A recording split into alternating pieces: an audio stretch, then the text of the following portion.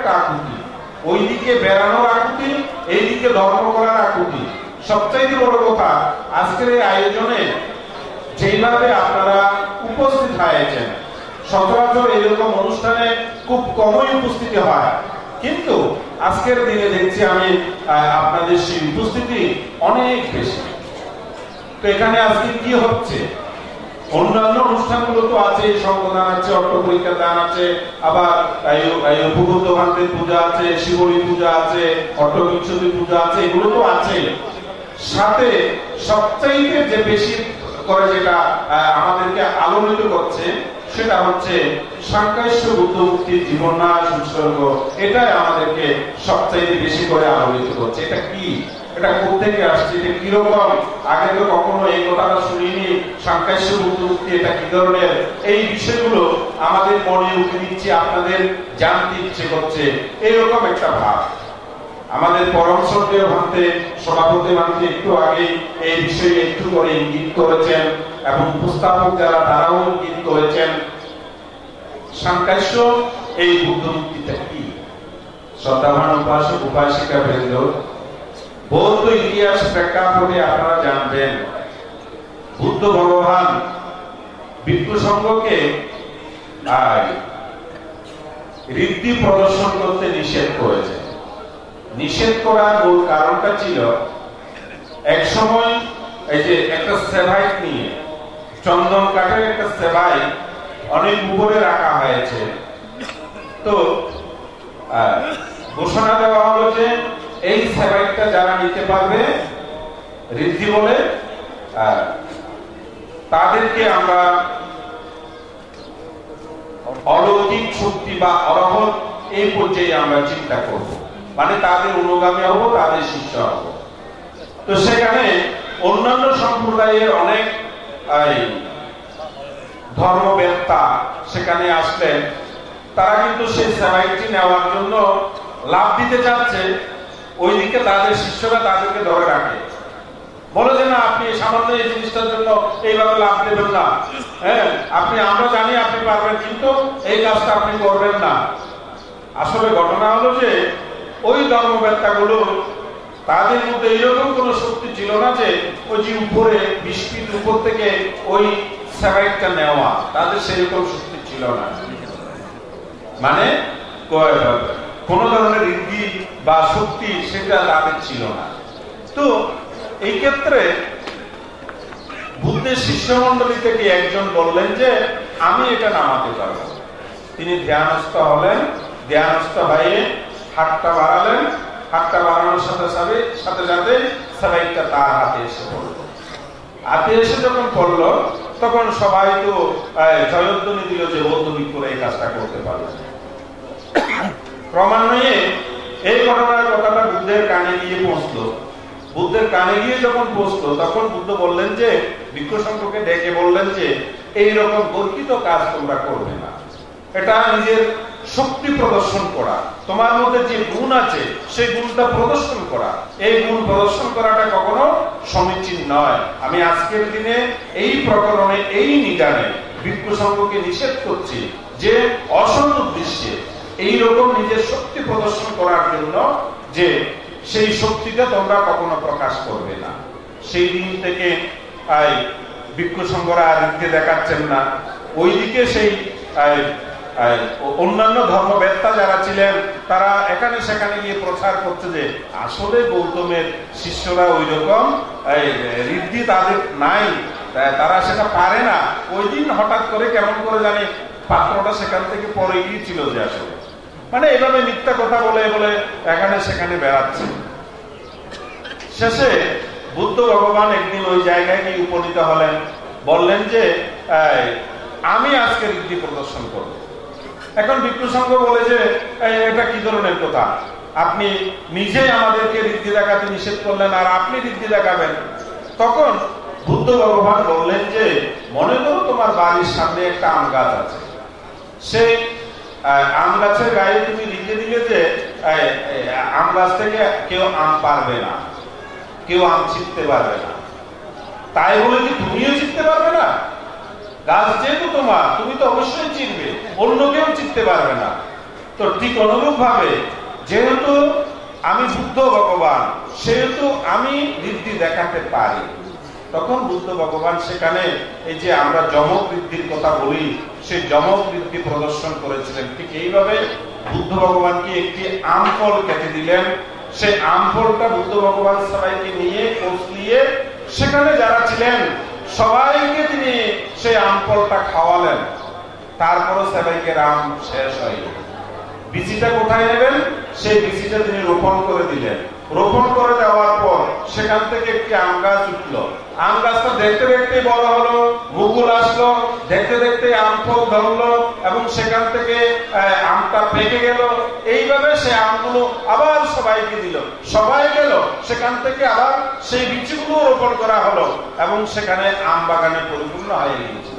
তার আগে কিন্তু তিত্তিকরা সেই আম বাগানটা ধ্বংস করেছিল, সেটা ছিল একটা আম্র বাগান। এইভাবে বুদ্ধ ভগবান সেখানে ঋদ্ধির পর ঋদ্ধি দেখাচ্ছেন। দেখিয়ে দেখিয়ে বুদ্ধ ভগবান চলে গেলেন সেই তাবতীর্থ স্বর্গের মধ্যে, যেখানে বুদ্ধের বিমাতা অবস্থান করছিলেন। বিমাতাকে ধর্ম দেশনা করার জন্য সেই তাবতীর্থ স্বর্গে মা দুঃখিত মাকে ধর্ম দেশনা করার জন্য তাবতীর্থ স্বর্গে তিনি গিয়েছিলেন। স্বর্গে মানুষের অবস্থান করাটা কিন্তু খুব কঠিন কাজ। আমরা যারা মানুষ আছি, মানুষ যে খাবারগুলো খায় আমরা সেগুলো খেতে পারি, কিন্তু সেই দেবলোকে গিয়ে যে দেবভোগ আমরা ভোগ করতে পারবো সেটা কিন্তু নয়। সেটা ভোগ করার জন্য আপনার সেই রকম পুণ্য নাই, আমার সেই রকম পুণ্য নাই। হ্যাঁ, তো বুদ্ধ ভগবানও সেই দেবতাদের সেই খাবারগুলো তিনি কিন্তু গ্রহণ করতে পারছেন না। তিনি ঋদ্ধি বলে সেখানে আরেকজন বুদ্ধ সৃষ্টি করেছেন এবং সেই বুদ্ধ যখন মধ্যলোকে চলে আসেন, হিমালয়ে এসে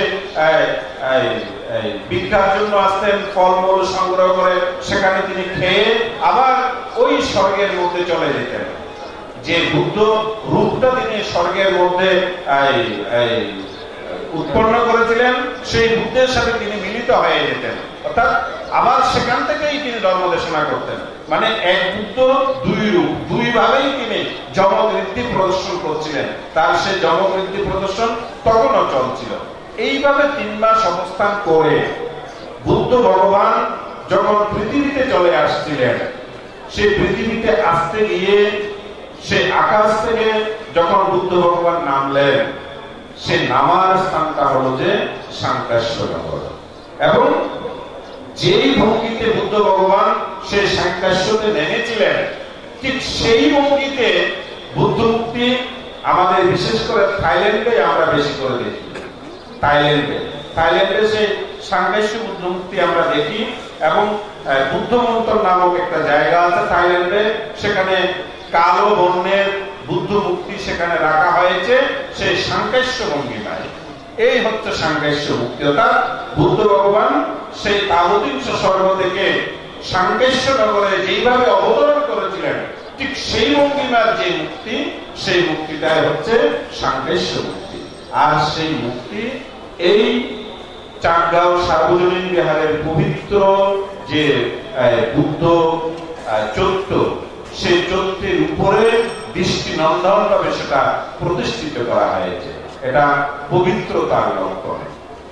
যে কথাটি দিয়ে আমি শুরু করেছিলাম, এইরকম দিনে মানুষের মনের মধ্যে একটা উড়ু উড়ু ভাবটাকে আমরা কোথায় যাব, কি করব, তো ঠিক এই দিনে আমি বিশেষ করে এই চাকগাঁও সার্বজনীন বিহারের আজকের যে আয়োজন, সে আয়োজকদের আমি উদ্দেশ্যে বলবো, মানে একটা প্রস্তাব আমি করব, যেহেতু এই দিনে সবাই একত্র হতে চায়, একটু আনন্দ করতে চায়, অনুষ্ঠান করতে চায়, ধর্ম করতে চায়, সেহেতু আজকের দিনটি স্মরণীয় করে প্রতি বছর এই দিনে সাংকাশ্য বুদ্ধ মুক্তির এই বিহারের প্রতিষ্ঠা উপলক্ষে প্রতি বছরের ফেব্রুয়ারি মাসের প্রথম শুক্রবার এই বিহারে এইরকম আয়োজন বা সাংকাশ্য মেলার আয়োজন করলে আমার মনে হয় সবচাইতে বেশি ভালো। আমি বিহার কমিটির প্রতি দৃষ্টি আকর্ষণ করব, আজকের যে উপস্থিতি এই প্রস্তাবটি সাধুবাদের সহিত গ্রহণ করেছেন। তাই কার্যকরী ব্যবস্থা যদি বিহার কমিটি করে, হয়তো এটা একটা আমাদের জন্য মাইল ফলক হবে। আমাদের বড়ুয়াদের মধ্যে যেমন মেলার কথা বলি, মেলা মানে আমি নিজে যেটুকু চিন্তা করি, আমাদের চট্টগ্রামের ভাষায় বলা হয় যে মেলা মানে খোলা মানে ইংরেজিতে বলা হয় ওপেন, অর্থাৎ কোন একটা জিনিসকে ওপেন করে দেওয়া, খুলে দেওয়া, দেখানো, উন্মুক্ত করে দেওয়া, সেটাই হচ্ছে মেলা। যেমন আগের দিনে আমরা সে মাঘী পূর্ণিমার মেলা দেখতাম রাউজানে, ওই যে ট্যাগরকুনিতে, এইভাবে আমরা মেলা দেখতাম। বৈশাখী মেলা দেখতাম আমরা সেই যে পাহাড়তলী মহামুনি বিহারে। এইভাবে আমাদের বৌদ্ধদের মধ্যে যে মেলাগুলো ছিল, এই মেলাগুলো এখন ওইভাবে হচ্ছে আপনি কোন একটা প্রোডাক্ট, কোন একটা পণ্য আপনি উৎপাদন করলেন, সেই পণ্যটা অন্য কাউকে দেখানোর জন্য বাণিজ্য মেলা হচ্ছে, শিল্প মেলা হচ্ছে, এইভাবে মেলা হয়। সেখানে বেচা কিনা হয়, দেখানো হয়, একজনের সাথে আরেকজনের মত বিনিময় করা হয়। আলোর একটা দিনে সুদিনে আমরা ধর্মের দিকে ধাবিত করতে পারবো। তাই প্রস্তাবটা যদি গ্রহণ করেন, এটা বিহারের জন্য যেমন মঙ্গলজনক হবে, ঠিক অনুরূপভাবে আমাদের বৌদ্ধদের মধ্যেও একটা মেলার সংখ্যা বেড়ে যাবে এবং সেই মেলায় আমরা সবাই একত্রিত হতে পারবো। ভিক্ষু সংঘ বলুন, দায় সংঘ বলুন, আমরা সবাই একত্রিত হতে পারবো। তো যাই হোক, এই সাংঘর্ষ মুক্তি যারা প্রতিষ্ঠা করতে গিয়ে অর্থ ব্যয় করেছেন, সেখানে বিশেষ করে সদ্ধর্মপ্রাণ নায়ক লালু বড়ুয়া, তার সহধর্মিনী রুম্পা বড়ুয়া, তাদের সেই প্রয়াত পিতা বিনয় বড়ুয়া এবং মাতা সুমিতা বড়ুয়া নিয়ে দীর্ঘ জীবনের কামনায় মূলত সে বুদ্ধমুক্তি প্রতিষ্ঠা করেছেন। এবং চাঁদগাঁও সার্বজনীন কেন্দ্রীয় বিহারের দায়ক দায়িকা বৃন্দ আজকের এই অনুষ্ঠান আমাদের কাছে উপস্থাপন করছেন। সব মিলিয়ে আমি বলবো যে সুন্দর এক পরিপাটি রুচিসম্মত অনুষ্ঠান আমাদেরকে উপহার দিলেন। তাই আয়োজক তথা উপস্থিতি আপনারা যারা, সকলকে ধন্যবাদ জানাচ্ছি, আশীর্বাদ জানাচ্ছি। পরম পূজ্য সংঘকে আমার বন্দনা জানিয়ে আমার সংক্ষিপ্ত আলোচনা এখানেই সমাপ্ত করল। এবার অসবিখ্যাত বুদ্ধিজীবীরা লালুজা মহাবীর মুক্তবীর ঐশ্বর্য প্রত্যেকের নাম অবস্থা বলেন। নমো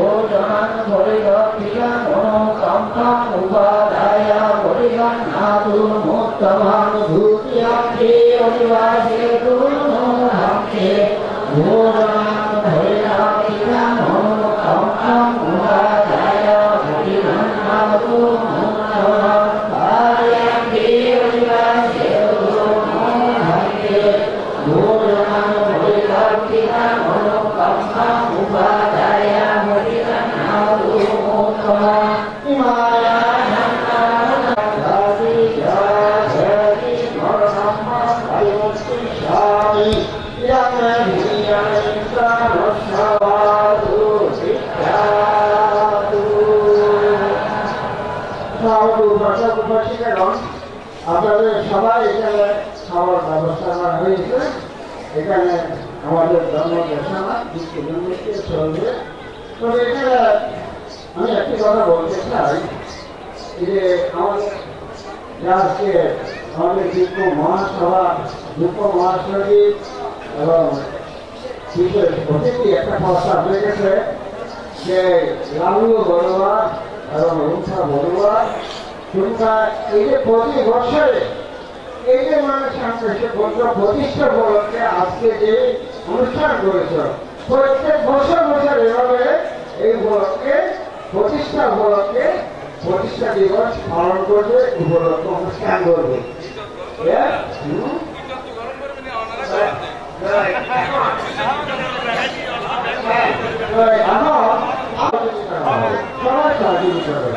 সবাই সহযোগিতা করে।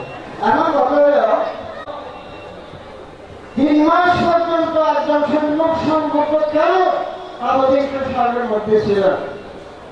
আপনারা চিন্তা করেন, বুদ্ধ সমানভাবে নীতি প্রয়োগ করেছেন। বুদ্ধদের আবদিকের স্বর্গ দেখা যায়, ওইটা অবস্থান করছেন, আবার মধ্যমকর মধ্যে ভগবান বুদ্ধকে দেখা যায় যে অলৌকিক শক্তি প্রদর্শন করেছিলেন।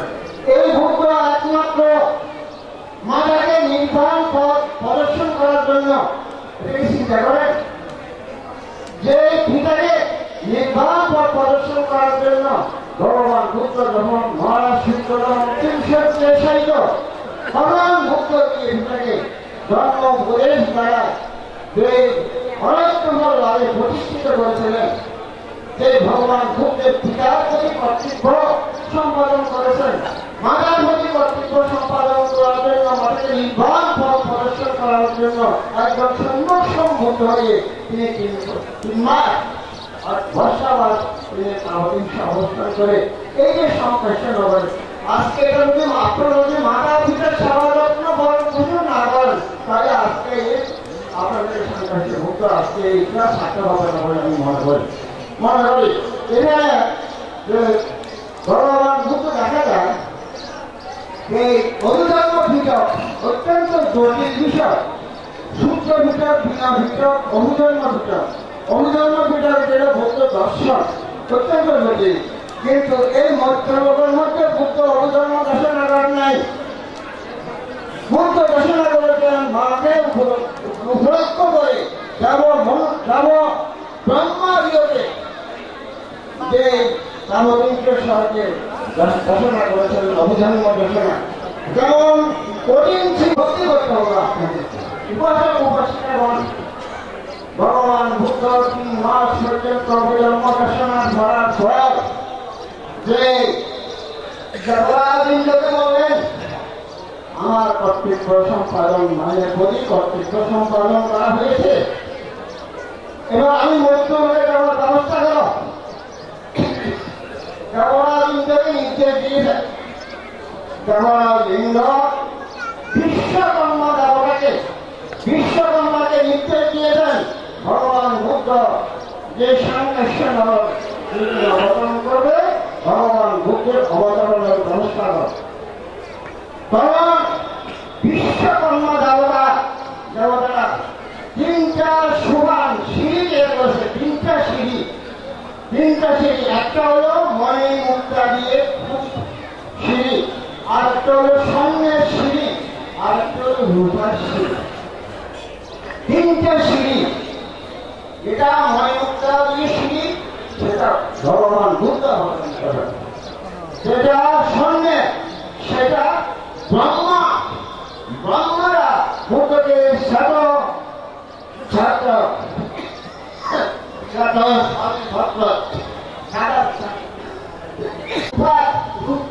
দিয়ে এসেছে দেবতা। 3টা সিঁড়ি ক্রিয়া করা হয়েছে। এখন যে বুদ্ধ দেবতারা তারা দড়ি পালন করতেছে, এই দড়ি পালন সহকারে অসংখ্য দেবতা, ব্রহ্মা, ভিক্ষুসঙ্গ, উপাসক, উপাসিকা, নরনারী লক্ষ সমাগম হয়েছিল।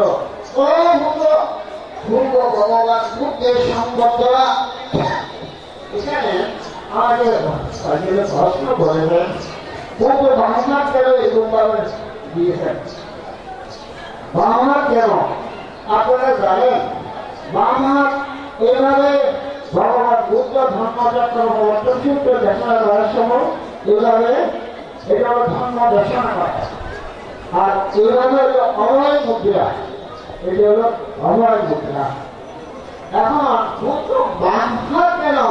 বুদ্ধ যে সংখ্যা সিঁড়ি হয়ে আলোচনা করতেছেন, কিন্তু একটা পদক্ষেপ দেওয়া হয়েছে।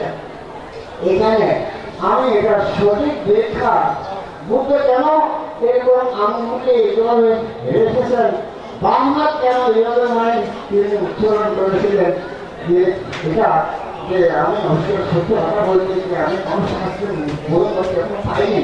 তবে আমার যে একটা ধারণা যে এখানে দেব ব্রহ্মা সেটা আরম্ভ করে যে তার যে অমূর্ত সংবর্ধনা, আমার মনে হয় এভাবে ভগবান বুদ্ধ বাসনা করে তাদেরকে আশীর্বাদী প্রদান করেছিলেন বলে মনে হয়। আমার ধারণা কি, আমার ধারণা হয়তো ভগবান বুদ্ধ এভাবে যে অমূর্ত বুদ্ধ সংবর্ধনা, তাই ভগবান বুদ্ধ তাদেরকে একটু আশীর্বাদ করতে হবে না? হ্যাঁ, হয়তো বুদ্ধ বাসনা কিভাবে এরকম আশীর্বাদ করতে পারে। তাই হোক, এখন আমি এটা বলছি, এটা আমাদের খাবার সম্ভব হয়েছে, আমাদের খাওয়া এখন চলতে থাকবে। এখানে আপনারা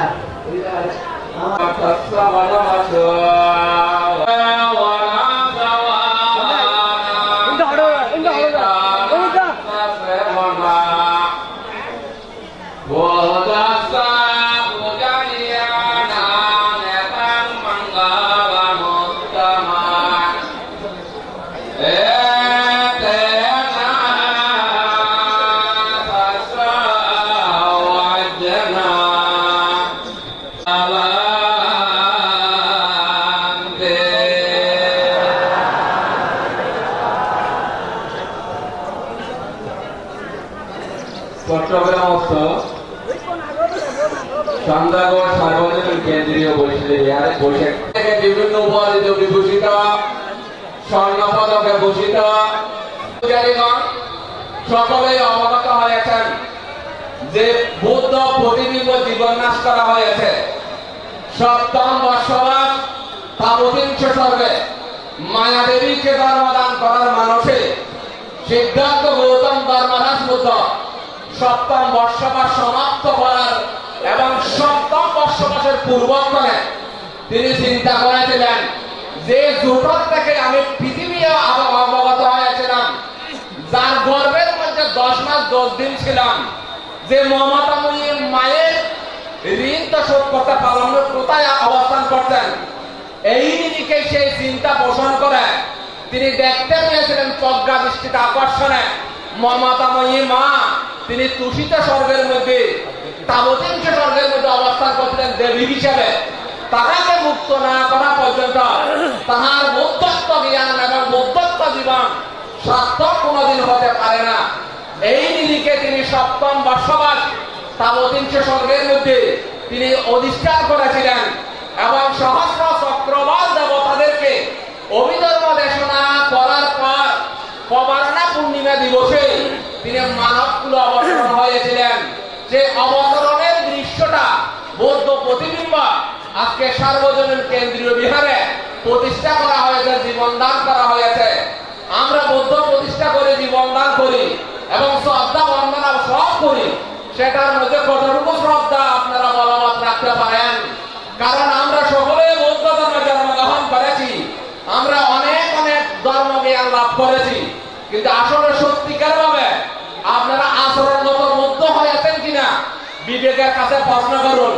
আমরা বড় বড় অনুষ্ঠান করে থাকি, আমরা অট্টালিকার মাধ্যমে অনুষ্ঠান করি, কিন্তু ভগবান বুদ্ধের নীতিগত আদর্শ প্রজ্ঞাত্ম জ্ঞান গরিবে দিয়ে চলমান জীবনের বিদ্যমান রাখতে পারছেন কিনা সেটা বিবেচনা করুন মনের মধ্যে। যদি মৃত্যুবরণ করবেন, যদি মৃত্যুর পরে এই ধরনের প্রশ্নের সম্মুখীন হয়ে থাকেন, তাহলে কি জবাবদিহিতা করবেন? আপনাদেরকে চক্ষু দিয়েছে, কর্ণ দিয়েছে, নাসিকা দিয়েছে, আপনারা স্মরণীয় যুক্ত। যদি সে স্মরণীয় যুক্ত মানে ভগবান বুদ্ধের ধর্মে জন্মগ্রহণ করে বুদ্ধের আদর্শগত উপদেশ নীতি প্রতিপালন না করে মৃত্যুবরণ করেন, তাহলে কি জবাবদিহিতা করবেন সেটা ভেবে চিন্তা কাজ করতে হবে। না হয় সুন্দর জীবন সুন্দর কোনদিন সম্ভব হবে না। প্রতিবিম্ব তৈরি করেছেন, বৌদ্ধ তৈরি করেছেন, বন্দনা করবেন, সেই বন্দনাটা কতটুকু শ্রদ্ধা রাখবেন সেটা শ্রদ্ধায় যদি বলবৎ না রাখেন, তাহলে আপনাদের বৌদ্ধ প্রতিবিম্ব বন্দনা কোনদিন সার্থক হবে না। অনেক সময় দেখা যায়, অনেক সময় অনেক গায়ক গায়িকা মহাপণ্ডিতেরা বলেন আমাদের বৌদ্ধ আহার গ্রহণ করে না, পূজার্চনা গ্রহণ করে না। আমরা যে আহার ভগবান বুদ্ধের সামনে আমরা শ্রদ্ধাবন্যতা উত্তোলন করা হয়, সেটা বুদ্ধকে দেওয়ার জন্য নয়। যখন আমাদের সেই আহার পূজা দেওয়ার জন্য আমরা যাই, খালি হাতে যাওয়া যাবে না। না যাওয়ার কারণে পূজাটা বুদ্ধের সমীপে নেওয়ার জন্য, বুদ্ধের প্রতি নমিত হওয়ার জন্য, বুদ্ধের আদর্শ জ্ঞানকে উদ্ভাসিত করার জন্য এই পূজা অর্চনা দেওয়া হয়। এখন অনেক জ্ঞানী পণ্ডিতেরা বলেন পূজা দেওয়া যাবে না, সোয়াইন তোলা যাবে না, এটা বুদ্ধ গ্রহণ করে না। কারণ আমাদের বুদ্ধকে আদর্শগত যে নীতি নির্দেশনা দিয়েছেন, ওনার প্রতি নমিত হওয়ার জন্য, ওনার আদর্শ গ্রহণ করার জন্য, ওনার প্রজ্ঞাত নীতিগুলো অনুশীলন করার জন্য ওনার হাতে আমরা নমিত হই। তার সেই নমিত হওয়ার প্রাম্পটা আমরা সে পূজা অর্চনা নিয়ে বুদ্ধকে বন্দনা করি। সব ধর্মের পূজারীগণ পূজা বলেন, ধর্ম বলেন, সবকিছু বলেন, সেটার মধ্যে শ্রদ্ধা কতটুকু বলবৎ রাখতে পারেন। আমাদের ধর্মরাজ বুদ্ধ যখন শ্রাবস্তী জেতবনের মধ্যে তিনি অবস্থান করছিলেন, তখন সে শ্রাবস্তীর একজন রাজা প্রসেনজিৎ প্রতিদিন একটি একটি পুষ্প দিয়ে ভগবান বুদ্ধকে পূজা করতেন। সেই রাজ্যের মধ্যে একজন মালি ছিল, সে মালির নাম ছিল সুমন মালাকার। উনি প্রতিদিন সে পুষ্প বাগান থেকে একটি করে পুষ্প এনে প্রসেনজিৎকে 1 টাকা দিয়ে বিক্রি করা হতো। এই টাকা দিয়ে তিনি সংসার চালাতেন। তখন এমন একটি দিনে তিনি যখন সেই বাগানের মধ্যে গেলেন, যাওয়ার সাথে সাথে তিনি একটি শ্বেতপদ্ম লাভ করেছেন, দেখেছেন। এই শ্বেতপদ্মটা লাভ করার সাথে সাথে তিনি যখন রাজনকে দেওয়ার জন্য যাচ্ছিলেন, যাওয়ার পথকালে মধ্যস্থলে রাজা যে শ্রেষ্ঠী অনাথ তিনি সাক্ষাৎ লাভ করেছেন। তখন সুমন মালাকারকে প্রশ্ন করেছেন, এই মালাকার, তোমার এই পুষ্পটা কোথায় নিয়ে যাচ্ছ? তার প্রতি উত্তরে সুমন মালাকার বলেছেন, আমি এটা রাজাকে দিতে যাচ্ছি, প্রতিদিন আমি একটা একটা পুষ্প দিই। রাজা কি করে সেটা আমি জানি না। তখন তুমি কত টাকা দিয়ে পুষ্পটা দাও? আমি 1 টাকা দিয়ে দিই। তোমাকে 5 টাকা দেব, এই শ্বেতপদ্মটা আমাকে দাও। এই সংবাদ শোনার সাথে সাথে রাজা প্রসেনজিৎ সেখানে উপস্থিত হয়েছেন। বলেছেন, এই সুমন মালাকার, আমি 10 টাকা দেব। রাজা শ্রেষ্ঠী বলেছেন, আমি 100 টাকা দেব। একটি সিকি পয়সার পুষ্প 1,00,000 টাকার মূল্য নির্ধারণ করা হয়েছে। তখন সুমন মালাকারের মধ্যে প্রশ্ন জাগ্রত হয়েছে, 1 টাকার একটা পুষ্প 1,00,000 টাকার মূল্য নির্ধারণ হওয়া, এটা কাহাকে পূজা করবে আমি জানি না। তাই তিনি সংকল্প করেছেন এই পুষ্প বিক্রি করা যাবে না। আমি সমস্তে শ্রদ্ধাবনত হয়ে সে মহাজ্ঞানী, যে মহাপুরুষকে নমিত হয়ে বন্দনা পূজা করতে চাই। যদি আমি আজকে আমার সংসারের মধ্যে অবাক অঘটন সৃষ্টি হয়, তাহলে কোনো সমস্যা হবে না। এই মহাপুরুষকে এক পলক আমি দেখতে চাই, একটু পূজা করতে চাই, একটু নমিত হতে চাই। এই নিরিখে তাহাদেরকে বললেন, শ্রেষ্ঠী রাজন, আপনারা থামেন, আমি এই টাকা বিনিময়ে পুষ্প বিক্রি করতে চাই না। কারণ আমি আজকে নিজে গিয়েই যে সম্যক সম্মত মহাজ্ঞানীকে একটু এক পলক দর্শন করতে চাই। এই নিরিখে পুলটা বিক্রি না করে জেতবনে গিয়েই ভগবান তথাগত সম্যক সম্মুখের পাদে মস্তক নত করে শ্রদ্ধাবন্নত হয়ে সুমন মালাকার পুষ্প দিয়ে পূজা করেছেন। যখন বন্দনা শেষ হলো, সালাওয়াতের পাককালে আনন্দমন্তের পাশে দাঁড়িয়েছিলেন। যখন সুমন মালাকার চলে আসছিলেন, একটি পুষ্প একটা তোরণ আকারে ধারণ হয়েছেন, একটা পুষ্প তোরণে পরিণত হয়েছেন, বৃহৎ হারে পরিণত হয়েছেন। তার পরিণত এই অবস্থা দেখে আনন্দমন্ত ভগবান বুদ্ধকে প্রশ্ন করেছেন, প্রভু মহাকারণিত তথাগত বুদ্ধ, আপনি এই মুহূর্তে একটা পুষ্প তোরণ কিভাবে হতে পারলো? এত বৃহৎ হওয়ার কারণটা কি? তার বিশ্লেষণ করতে গিয়ে তখন আনন্দবান থেকে বললেন, এটা বৃহৎ আর ব্যাখ্যা করতে গেলে অনেক সময়ের প্রয়োজন। আমি ছোট্ট কথা বলি, এই পুষ্পর জন্য শ্রেষ্ঠী এবং রাজার মধ্যে 1,00,000 টাকা নির্ধারণ করা হয়েছিল। তখন এই নির্ধারিত টাকার অবস্থা দেখে সুমন মালাকারের মধ্যে প্রশ্ন বারবার আঘাতপ্রাপ্ত করেছেন। সেই নিরিখে সুমন মালাকার মনে করেছেন আমি টাকায় দিয়ে ফুল বিক্রি করবো না, শ্রদ্ধাবনত হয়ে ওটা এমন মহাপুরুষকে দান করছেন, আমি নিজে সমস্ত গিয়ে এই দানটা করতে চাই। এই নিরিখে তিনি শ্রদ্ধাবনত হয়ে এখানে এসে মস্তক নমিত হয়ে আমাকে পুষ্প দিয়ে পূজা করেছেন। এই পূজার পরিপ্রেক্ষিতে একটা শ্রদ্ধার বলবৎ থাকার কারণে এই পুষ্প একদিন, এই সুমন মালাকার একদিন পৃথিবীর মধ্যে শ্রাবক বুদ্ধ হয়ে আবির্ভূত হবেন। তার দৃষ্টান্ত প্রমাণ এই শ্রদ্ধাবনত পুষ্পদানের প্রতিফলন। সদ্ধর্মের পূজারী রায়ক দায়িকাগণ, আপনারা সকলে পূজা করেন, আপনারা সকলে দান করেন, আপনারা সকলে পুণ্য করেন। কে কতটুকু পুণ্য করেন সেই নিরিখে মহাকারণিক তথাগত বুদ্ধ বলেছেন, আপনারা যে পূজাংসা পুরিসু কায়রা কায়রাতেনা পুনাং পুনাং তাম্মা সান্দা কায়রাতেনা সুখা পুণ্যাচ্চা উচ্চায়ুতে। যাহারা পুণ্য কর্ম করেন তাহারা যেন পুণ্য কর্ম বারবার করেন। এই পুণ্য কর্ম ইহকাল এবং পরকালে সুখ শান্তি লাভ করার সহায়তা করেন। সদ্ধর্মের পূজারীগণ, আমি দীর্ঘায়িত করছি না, প্রাজ্ঞ পণ্ডিত কুসঙ্গ আছেন, আপনারা চিন্তা করবেন চলমান জীবনের মধ্যে কোন পথ অবলম্বন করেন। অন্ধের মতো কাউকে বিশ্বাস করবেন না। কালাম সূত্রের মধ্যে বলেছেন তথাগত সম্যক সম্বদ্ধ আমি যে দেশনা করছি এটা সত্য হবে তাই নয়, শাস্ত্রের লিপিবদ্ধ আছে এটা দেখে সত্য হবে তা নয়। মহাজ্ঞানীরা দেশাশ্রয়ে অনেক কথা বলে সেটা সত্য হবে তাই নয়। প্রজ্ঞা জ্ঞানের দৃষ্টি আকর্ষণে মনের মধ্যে এটাই প্রমাণ করতে পারলে এটাই সত্য, এটাই সত্য, এটাই সত্য, সেটাই গ্রহণ করবেন। আমরা সকলেই বলে যাই অন্ধের মতো বক্তাত্মিক না হলে সত্য কোনটা মিথ্যা কোনটা উপলব্ধি করেন। সেই নিয়ে আরেকটি কথা বলেছেন, অসারে সারে মাতি নসারে সারাদা সাচ্ছিন তেসার আঙ্গাতে গাচ্ছান্তে মিথ্যা শঙ্কা পাগৌসারে। যাহারা অসারকে সার মনে করেন, সারকে অসার মনে করেন, তাহারা প্রকৃত সর্বস্তু লাভ করতে পারবেন না। সত্যকে সত্য বলে জানবেন। আমি সুন্দর সুন্দর গোছানো ভাবে দেশনা করছি, আমার মধ্যে সেই সত্য আসে কিনা আগে বিবেকের কাছে প্রশ্ন করবেন। আমি সুন্দর কণ্ঠে সূত্রপাত করছি এবং আমি পাঠ করা বড় কথা নয়, আমার মধ্যে বুদ্ধ জ্ঞান আছে কিনা, পর্যাপ্ত বুদ্ধের আদর্শ নীতি জ্ঞান আছে কিনা সেটার দাবি তো করতে হবে। সেই নিরিখে মহাকারের তথাগত বুদ্ধ সত্যের সন্ধান করার জন্য বলেছেন, মিথ্যাকে গ্রহণ করার জন্য, ত্যাগ করার জন্য বলেছেন। আমি যাই কিছু বলি না কেন, আমি যাই কিছু করি না কেন, আমার মধ্যে সে বুদ্ধ জ্ঞান আছে কিনা, আমার মধ্যে সে বুদ্ধ পর্যাপ্ত জ্ঞান আছে কিনা, আমার মধ্যে সে বুদ্ধ পর্যাপ্ত নীতি আদর্শ আছে কিনা, আমি বুদ্ধের শিক্ষা নির্দেশনার মধ্যে বিদ্যমান আছে কিনা সেই দিকে লক্ষ্য রেখে আমাদেরকে চলতে হবে। মহাকারণিক তথাগত বুদ্ধ সত্যকে প্রাধান্য দিয়েছেন।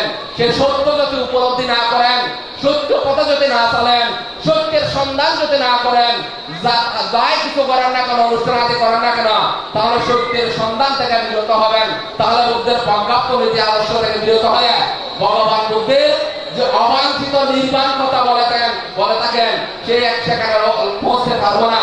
সেই মহাকারের তথাগত বুদ্ধ যে সত্যের কথা বলেছেন, আধ্যাত্মিক মার্গের কথা বলেছেন, ওই বলার মধ্যে বড় কথাগুলো অনুশীলন করেন, তাহলে আমাদের জীবন সার্থক হবে, সুন্দর হবে। এটাই প্রত্যাশা রেখে আজকে আবারও সংঘবদ্ধ মাননীয় সংঘকে বিনম্রচিত্তে বন্দনা জানিয়ে অনুষ্ঠানের সফলতা কামনা করে আবারও সংঘবদ্ধনের আপনাদের সকলে জয় মঙ্গল কামনা করে আমার নাতিদীর্ঘ কয়েকটি ধর্ম উপদেশ বাণী এখানেই দিলাম। জগতের সকল প্রাণী সুখী হোক। মাধ্যমে এই জগৎকে আলোকিত করেছেন সেই অচিন্তনীয় গুণ সম্পন্ন ত্রিলোকপূজ্য মহাকারণিক তথাগত সম্ভব সম্পত্তির পবিত্র শ্রীচরণে খরজলি তপস্বী বন্দনা করছি। বন্দনা করছি পুত্রমন্ত্রী ভাষিত নির্বাক প্রধানী ধর্মকে, বন্দনা করছি বুদ্ধির ভগবত সবার সঙ্গে সমিতি বন্দনা জ্ঞাপন করছি। আজকে মহৎ সংগ্রাম অস্ত্র পুরস্কার দান অনুষ্ঠানে সংঘ প্রধান, আজকের অনুষ্ঠানে সম্মানিত সভাপতি, সম্মানিত প্রধান অতিথি, সম্মানিত বিশেষ অতিথি ভান্তিদের সমিতি বন্দনা জ্ঞাপন করছি। আমি আমার এই জন্মসহ জন্মান্তরের কামময় শিলময় ভাবনাময় পুনরাশি সৎধর্ম দেশনা শ্রবণকারী সকল উপাসক উপাসিকা সহ অদৃশ্য দেব ব্রহ্মা সকল সত্যকে উদ্দেশ্য করে দান করছি। আমাদের সিদ্ধার্থ গৌতম আপনারা প্রত্যেকে জানেন সে লুম্বিনীর মহা উদ্যানে উনি জন্মগ্রহণ করেছেন। সে পবিত্র জন্মদাতার মাতা মহামায়া জন্ম জন্মান্তর উনি পারমি পূর্ণ করে এই ধরনের মহাপুরুষকে জন্ম দেওয়ার মতো যোগ্যতা অর্জন করেছেন। সাধারণ কোন মাতা পিতা মহা ভবিষ্যতের মা হওয়ার পিতা হওয়ার যোগ্যতা অর্জন করতে পারেন না।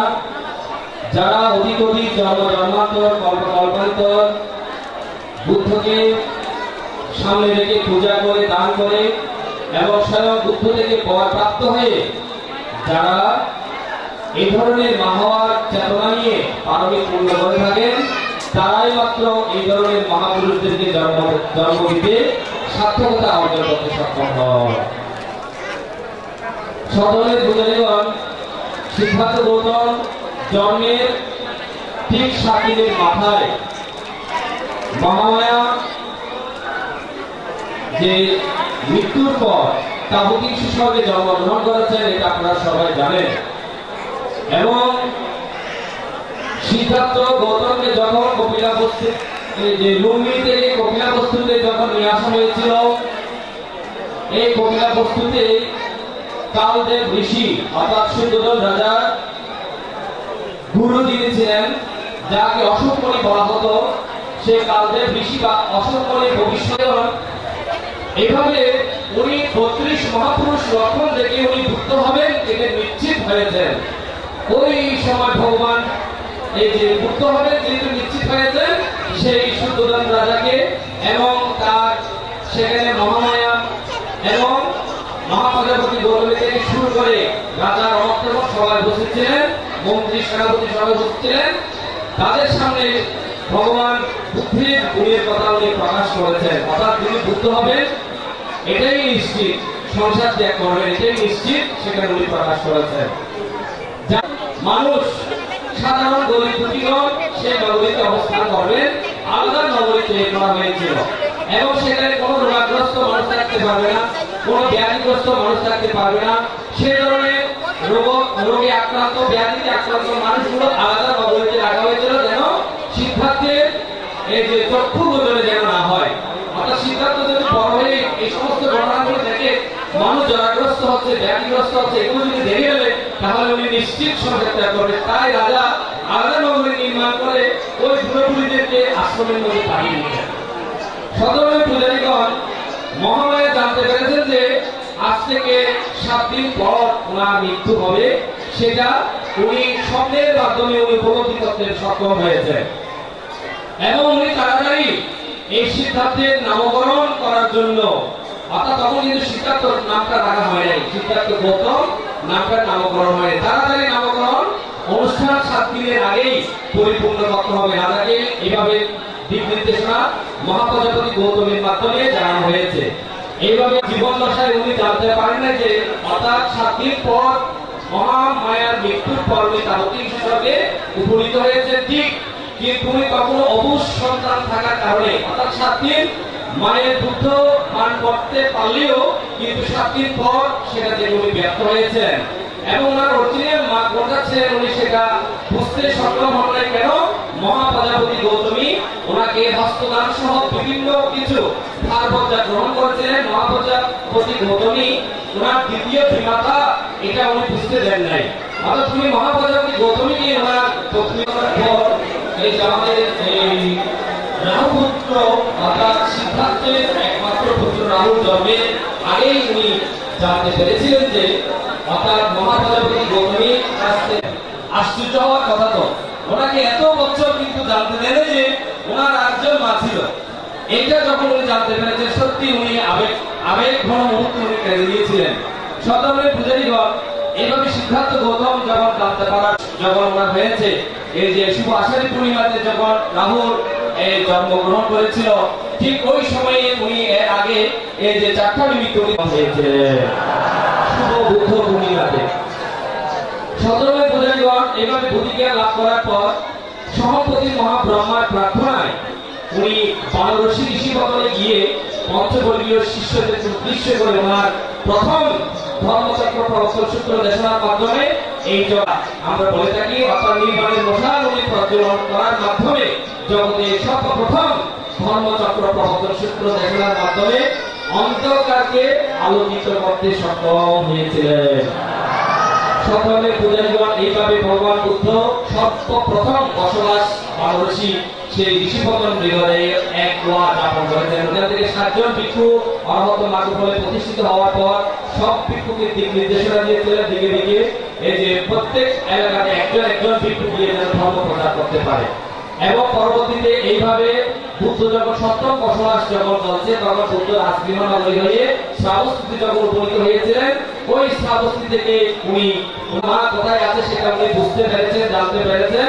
উনি তাও 300 স্বর্গে গিয়ে সপ্তম ওয়াতে ওই শ্রাবস্তি থেকে উনি ঋদ্ধি শক্তি প্রয়োগ করে, আপনারা জানেন বুদ্ধ একটা ঋদ্ধি শক্তি প্রদর্শন করেছিল কপিলাবস্তুতে। যখন বুদ্ধ কপিলাবস্তুতে এসেছিলেন বুদ্ধকে কেউ তেমন বয়োজ্যেষ্ঠ যারা ছিল তারা জেঠা কাকা কাকিমা জেঠা জেঠিমা তারা অনেকে সম্বোধন করতে ভুলে গেছে, কিন্তু দেখতেছে বুদ্ধ এটা তাদের মহাপুণ্য হবে, পাপ হবে। তখন বুদ্ধ সেই প্রথম কপিলাবস্তুতে নিগ্রহে যে বুদ্ধ ঋদ্ধি শক্তি প্রদর্শন করেছিল। পরবর্তীতে বুদ্ধ যখন শ্রাবস্তি নগর থেকে যখন ওই যে তাবতিক স্বর্গে যাচ্ছে ওই শ্রাবস্তি নগরীতে বুদ্ধ ঋদ্ধি শক্তি প্রদর্শনের মাধ্যমে তাবতিক স্বর্গে উপনীত হয়ে 3 মাস এক ওয়া সেখানে অভিধর্ম প্রচার করেছেন, অভিধর্ম দেশনা করেছিলেন। এইভাবে পরবর্তীতে 3 মাস অতিক্রম করার পর আপনারা জানেন সবাই পবননা পূর্ণিমা উপলক্ষে আমাদের ভগবান বুদ্ধ সাংকেশ্বরে প্রত্যগমন করার পূর্বে দেবরাজ ইন্দ্রকে দিক নির্দেশনা দিয়েছিলেন এবং দেবরাজ ইন্দ্র বিশ্বকর্মাকে দিক নির্দেশনা দিয়েছিলেন 3টি সুবর্ণ সিঁড়ি নির্মাণ করার জন্য। একটা মণিমুক্তা খচিত আপনারা শুনেছেন, একটা হচ্ছে স্বর্ণ খচিত আর একটা হচ্ছে রূপা খচিত। যেটা মণিমুক্তা খচিত সেটাতে আমাদের ভগবান তথাগত সম্মুখ সম্বুদ্ধ বুদ্ধের এই যে বাম পাশে মহাব্রহ্মরাজ স্বর্ণময় এই যে সিঁড়িতে এই যে বুদ্ধকে শ্বেতচক্র এই স্বর্ণচক্র ধরেছিলেন ব্রহ্মা এবং বিনা বাদ্যযন্ত্র সহকারে সেখান থেকে এই যে ভগবান বুদ্ধকে নিয়ে আসা হয়েছিল। এবং ভগবান বুদ্ধের ডান পাশে দেবরাজ ইন্দ্র সহ এবং দেবলোকের মহাসপ্তগণ এবং দেবীগণ এই ক্রমান্বয়ে বুদ্ধের অনেক পিছিয়ে অবস্থান করছিলেন, তারা সবাই বুদ্ধকে আগুন বাড়িয়ে দিয়েছিলেন। এবং সেই সাংকেশ্বর নগরী হচ্ছে অদ্বিতীয় স্থান, একটা যেটা অপরিবর্তনীয় স্থান হিসেবে চিহ্নিত করা হয়েছে। অপরিবর্তনীয় স্থান বলতে বুদ্ধ গয়া কোনো সময় পরিবর্তন হবে না। এই ভদ্রকল্পের মধ্যে ককসনাথ বুদ্ধ, কোনগামনা বুদ্ধ, কাশ্যপ বুদ্ধ এবং গৌতম বুদ্ধ সেই ভদ্রাশ্রমে বুদ্ধিজ্ঞান লাভ করেছে। এই গৌতম বুদ্ধের শাসনে এক বুদ্ধান্তর কল্পপর পৃথিবীতে আর্যমিত্র বুদ্ধ আবির্ভূত হবেন। ওই আর্যমিত্র বুদ্ধ ওই গয়ার বুদ্ধিদ্রব্য বলে ওই বুদ্ধিকা সৃষ্টিত পরিবর্তন হবে, ভদ্রাশ্রমটা আরো অনেক বড় হবে।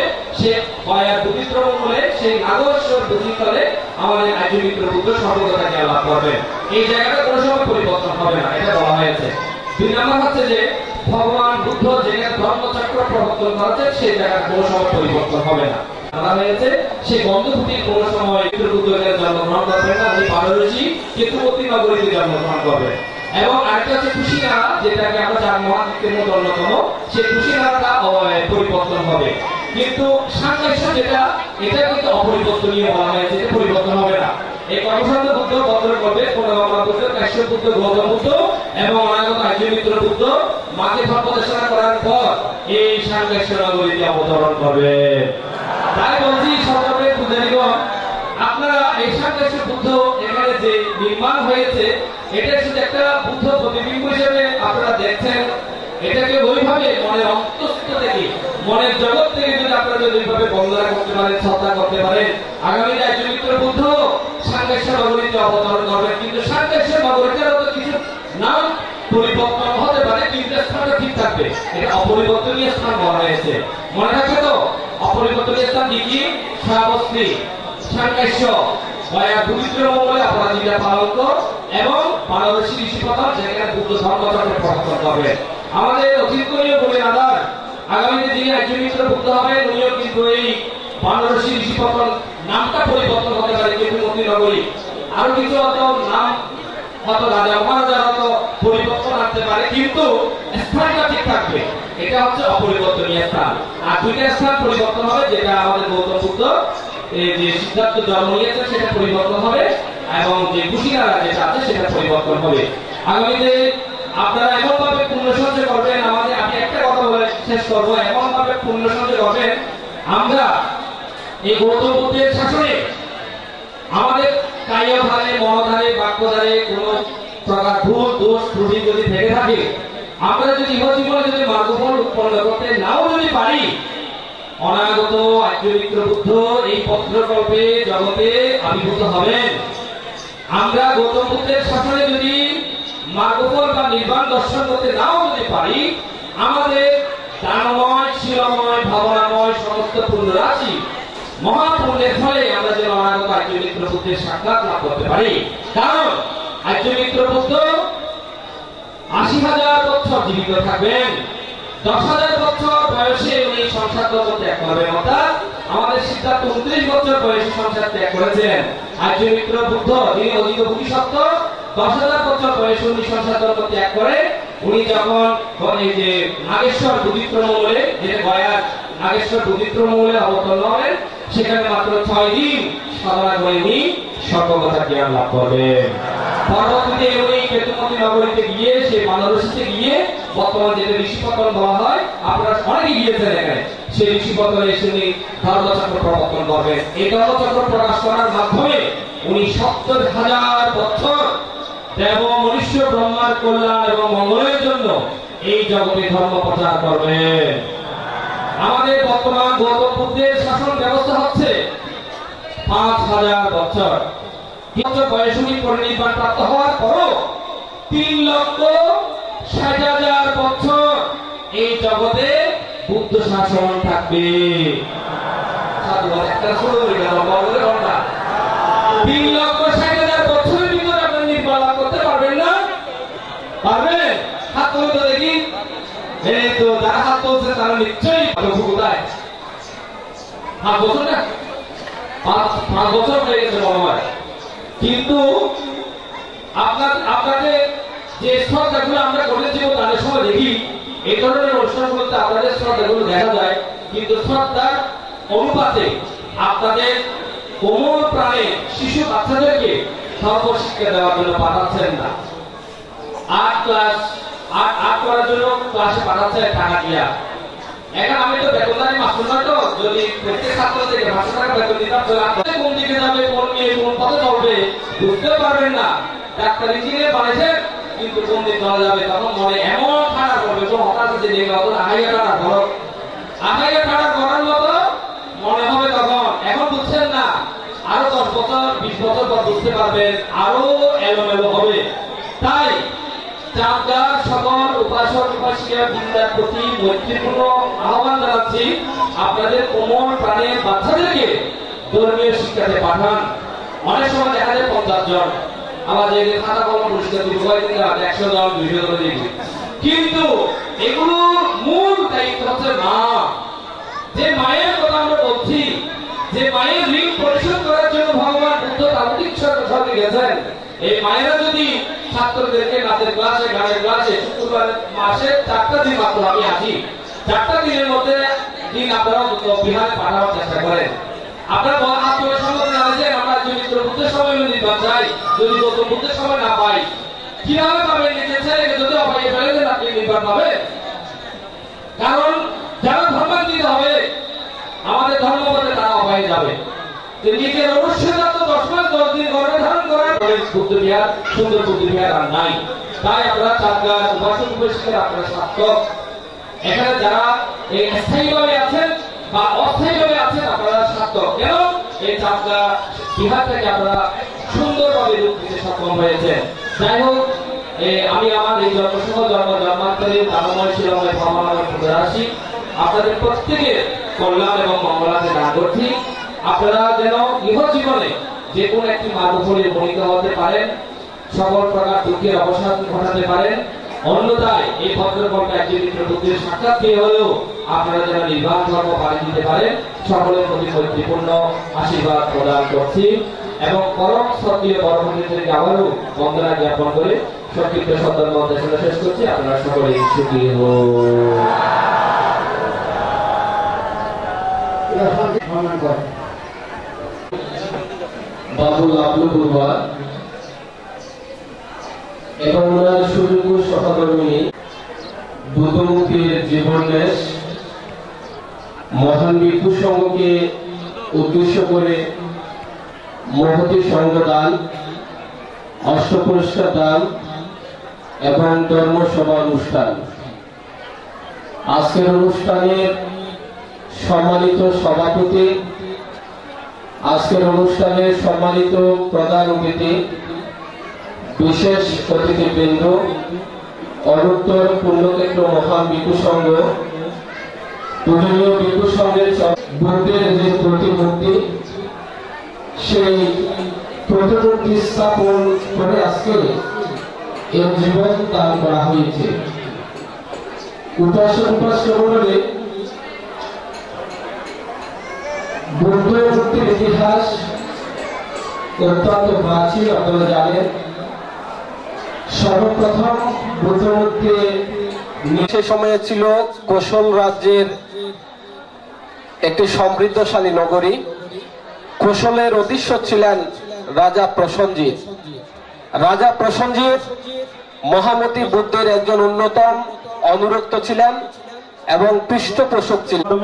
যে সংস্থার মাধ্যমে শ্রদ্ধেয় বড়ভান্তে বুদ্ধের বাণী সম্বলিত ত্রিপিটকের অংশ উনি অনুবাদ করেছেন অথবা সংকলন করেছেন।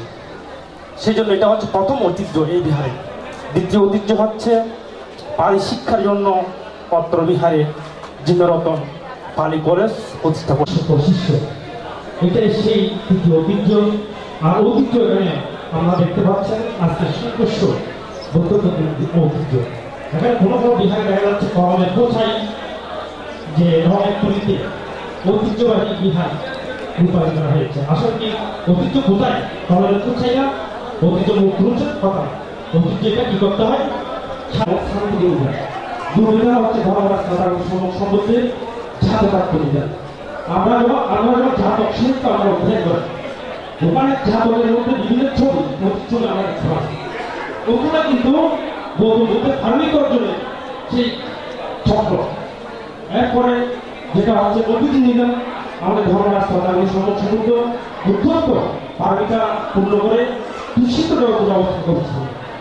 ওখানে অবস্থানকারী সময়ে পঞ্চম নিরূপণ অথবা যে মহামায়ের স্বর্ণ থেকে শুরু করে অথবা বিভিন্ন ধরনের অতীব যে এই তাৎপর্য ঘটনা করেছে ও সমস্ত তথ্য চিত্র আমরা দেখতে পাচ্ছি। এটাই কিন্তু ঐতিহ্য। তারপর আমার ধর্মরাজ জন্ম অথবা সংসার ত্যাগ অথবা যে উনি বৌদ্ধতলা থেকে শুরু করে বিভিন্ন ধরনের আমরা চিকিৎসা আমরা দেখতে পাচ্ছি। সামগ্রিকভাবে এখানে সর্বশস্ত্রের প্রতি ঐতিহ্য বুদ্ধের যে জীবনী অথবা বুদ্ধের ঐতিহাসিক সুচিত্র আমরা দেখতে পাচ্ছি।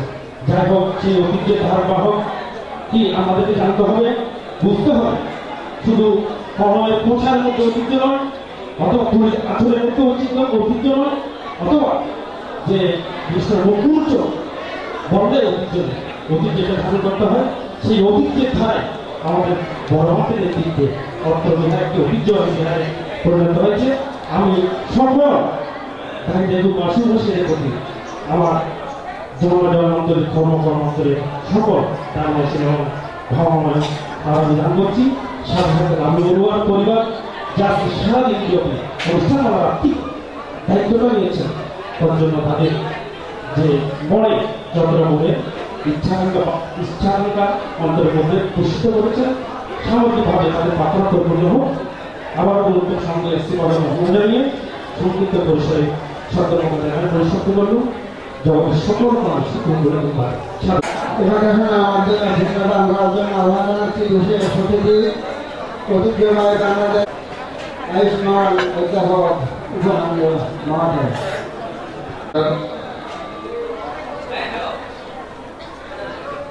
সাংকাশ্য বুদ্ধমূর্তি প্রতিষ্ঠা উৎসর্গ এবং সংগঠন অষ্ট পরিষ্কার দান উপভুক্ত বুদ্ধ পূজা শিবরী পূজা পুণ্যানুষ্ঠানের সমাবেশ। এই মহান পুণ্যানুষ্ঠানের পরম প্রতিদিনের সভাপতি এবং খেয়েও ফেলেছি। এই কথা শুরু করেছি প্রায় 10টা, 10:30 থেকে কথাও বলছি, সবাই একটু এদিক সেদিক নড়তেছেন। আর কতক্ষণ বসা যায়, কতক্ষণ শোনা যায়? এই শরীরে তো একটা ধৈর্য আছে, খানেরও একটা ধৈর্য আছে, তাই না? তো আর বলা যাবে না, আর বলবো না, বিরক্ত করবো না। অনেক কথা হয়েছে সাংখ্যিক বুদ্ধ নিয়ে। সাংখ্যিক বুদ্ধ যে মাতাকে ধর্মদেশনা করতে গিয়েছিলেন তাওতিনকে স্বর্গে, উদ্দেশ্য হচ্ছে মাতা। তার সামনে কে ছিল? সুশীল নামক দেবপুত্র। তখন তো উনি তো মহামায়া ছিলেন না।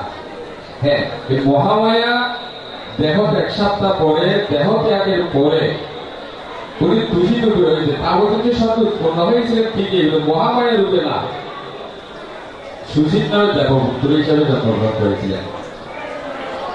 উনি বুঝতে পেরেছিলেন, বুদ্ধ তো দেখেছেন আমার মাই সুশীল দেবপুত্র, আমার মাই সুশীল দেবপুত্র, সেই দেবপুত্রকে করে অভিধর্ম দেশনা দিয়েছিলেন। সেই দেবপুত্রকে অভিধর্ম দেশনা দিয়েছিলেন এবং ওখান থেকে এমন ভাবে অভিধর্ম দেশনা দিয়েছিলেন যে ওই সুশীল দেবপুত্র তাকে আর নিম্নভূতি হতে হয় নাই। ওখান থেকে শুদ্ধাবাস, শুদ্ধাবাস ব্রহ্মলোকে, এবং শুদ্ধাবাস ব্রহ্মলোকেতে যারা জন্মগ্রহণ করে তারা ওখান থেকেই পরিনির্বাণ লাভ করে, ওরা মধ্যলোকে আর জন্মগ্রহণ করতে হয়। তো যাই হোক, এইভাবেই এসে যে আমরা সাংখ্য বুদ্ধমুক্তি তিনি অবতরণ করেছিলেন ওখানে। তো এইখানে অনেক কথা বলা হচ্ছে যে প্রথম বুদ্ধমূর্তি না, বুদ্ধের জীবদ্দশায় বুদ্ধদের মূর্তি বানিয়ে পূজা করা যাবে না। বুদ্ধের জীবদ্দশা, হ্যাঁ, বুদ্ধের জীবদ্দশায় বুদ্ধের মূর্তি নির্মাণ হয়েছিল সেই কৌশম্বী নগরীতে। রাজা উদয়ন বুদ্ধকে দর্শন না করে উনি রাস্তাকে হাত দিতেন না। বুদ্ধকে দর্শন না করে রাস্তাকে হাত দিতেন না। প্রত্যেক দিন বুদ্ধকে দর্শন করতেন। হঠাৎ বুদ্ধকে দেখা যাচ্ছে না, বুদ্ধ নাই। তখন কি যেন নাই, কি যেন তার করা হচ্ছে না, সারা দিন তার সময় যায় না। তখন একজন ভাস্কর্য লাগালেন, এই যে তুমি কি বুদ্ধকে দেখেছ? তুমি কি বুদ্ধের সেই অবয়ব নির্মাণ করতে পারবো? হ্যাঁ, পারবো। এই সর্বপ্রথম সেই ভাস্কর্য এই বুদ্ধের চন্দন কাষ্ঠের একটা বুদ্ধমূর্তি নির্মাণ করেছিলেন এবং সেটা ওই বুদ্ধ যেখানে বসতেন সেখানেই বসেই রেখেছিলেন। আপনি বাহির থেকে যখন প্রবেশ করবেন তখন অভিজ্ঞ আপনার মনে হবে যে বুদ্ধ বসে আছেন। ঠিক এই ধরনের একটা মনোরম, মানে দৃষ্টিনন্দন অভিজ্ঞ বুদ্ধের মতো সেই সময় চন্দন কাষ্ঠের একটা বুদ্ধ নির্মিত হয়েছিল। 3 মাস পরে এসে যখন বুদ্ধ দেখলেন ইনিকে করা যাবে না, এটা বুদ্ধের নির্দেশ। এই সর্বপ্রথম বুদ্ধের মূর্তি নির্মাণ। এরপর থেকে দীর্ঘ 250 বৎসর পর্যন্ত, 300 বৎসর পর্যন্ত বুদ্ধের মূর্তি নির্মাণ আর হয় নাই। ওই কনিষ্কর সম্রাট কনিষ্কের সময়েই এই প্রচুর বুদ্ধ মূর্তি নির্মাণ হয়েছে এবং এরপর থেকে এখনো চলছে বুদ্ধের মূর্তি নির্মাণ। পৃথিবীতে এমন কোনো ব্যক্তি নেই যার জন্য এত মূর্তি গড়া হয়েছে পৃথিবীতে। এমন কোনো ব্যক্তি নাই যার জন্য এত মূর্তি গড়া হয়েছে পৃথিবীতে। এই যে মধ্যযুগে সপ্তম, অষ্টম, নবম, দশম, দ্বাদশ, একাদশ, দ্বাদশ পর্যন্ত এত বুদ্ধ মূর্তির নির্মাণ হয়েছে। ভারতবর্ষে এখনো মাটি খুললে বুদ্ধ মূর্তি পাওয়া যায়। মাটি খুললে ভারতবর্ষে এখনো, এই উপমহাদেশে এখনো বুদ্ধ মূর্তি পাওয়া যায়। সুতরাং এটা হচ্ছে আমাদের ভক্তের অভিব্যক্তি। আমি যখন একজনকে ভক্তি করি, একজনকে আমার ভালো লাগে, তাকে আমি কি দিয়ে গড়ব, তাকে আমি কি করব, কোথায় বসাবো, কোথায় রাখবো, এটা আমার মনের আকুতি। এই জন্য কি করতে, ভক্তেরা কি করে বসে। আমি পূজার বেদিতে বুদ্ধকে বসিয়ে রাখলাম, পূজার বেদিতে বুদ্ধ এসে গেল আমাদের কাছে। আমার পুদের অর্ঘ্যের আমার অর্ঘ্য কাকে দেব, কাকে নিবেদন করব, দৃশ্যত। এই জন্যেই ভক্তদের অভিব্যক্তির কারণে বুদ্ধমূর্তি আমাদের পূজার বেদিতে এসে গেছে। তো সুতরাং এটা যদিও বা অনেকে বলে থাকেন মূর্তি পূজক অমুক সমুক, এটা প্রতীক মাত্র, দৃশ্যত কিছু একটা তো লাগে। কাকে পূজা করছে? দৃশ্যত নিজের মনকে প্রবোধ দেওয়ার জন্য, নিজের জ্ঞানকে নিজের ধ্যানকে আমার দৃশ্যত একটা লাগে। ইনি সেই ভগবান। আমি বলি ইনি সেই ইতিপিশো ভগবা অরহং সাম্মা সম্বুদ্ধ বিদ্যা সারাণা সম্পন্ন সুগত লোকবিদ অনুত্তর পুরুষোত্তম সারথী সত্তা দেবা মানুষ্যানং বুদ্ধ ভগবতী। ইনি সেই ভগবান। আমরা যখন জীবন্যাস করি আমরা তাকে জীবন দিই।